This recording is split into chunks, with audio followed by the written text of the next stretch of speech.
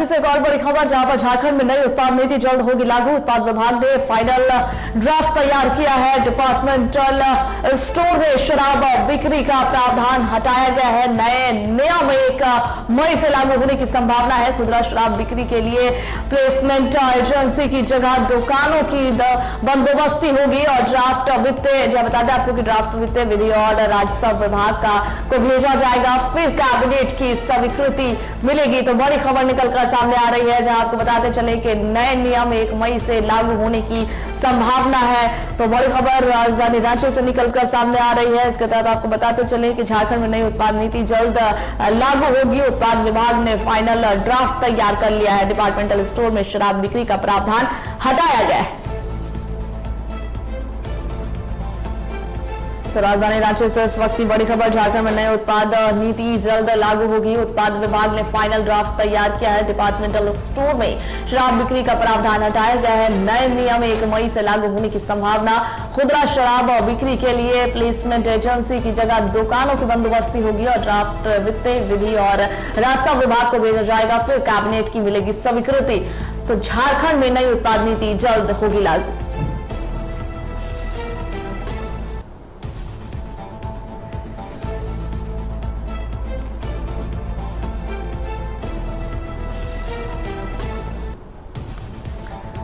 झारखंड में नई उत्पाद नीति जो है वो जल्द लागू होने की संभावना है। उत्पाद विभाग ने फाइनल ड्राफ्ट तैयार कर दिया है। डिपार्टमेंटल स्टोर में शराब बिक्री का प्रावधान हटा दिया गया है और नए नियम जो है वो 1 मई से लागू होने की संभावना है।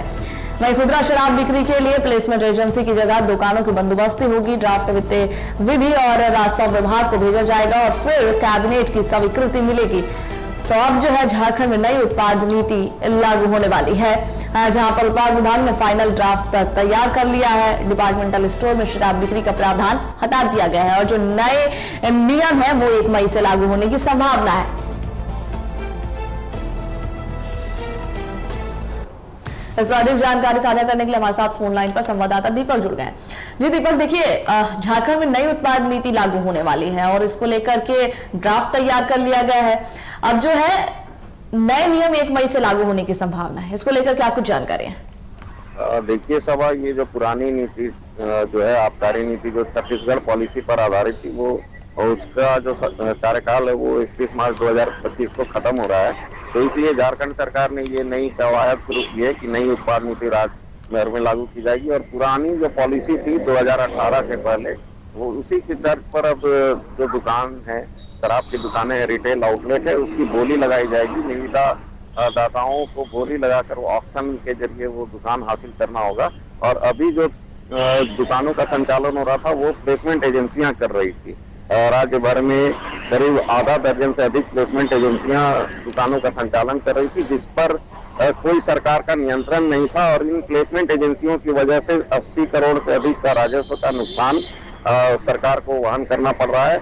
और जो टारगेट है 2700 करोड़ रुपए का वसूली का, वो भी अभी पूरा नहीं हो पा रहा है। तो इसलिए नई उत्पाद नीति का प्रस्ताव जो था वो ड्राफ्ट अपलोड किया गया था। इससे सुझाव मंगाए गए थे। पिछले मंथ ही 16 फरवरी तक सुझाव मंगाए जाने थे, लेकिन सुझाव प्रॉपर तरीके से नहीं आए, तो इसकी अवधि और बढ़ा दी गई है।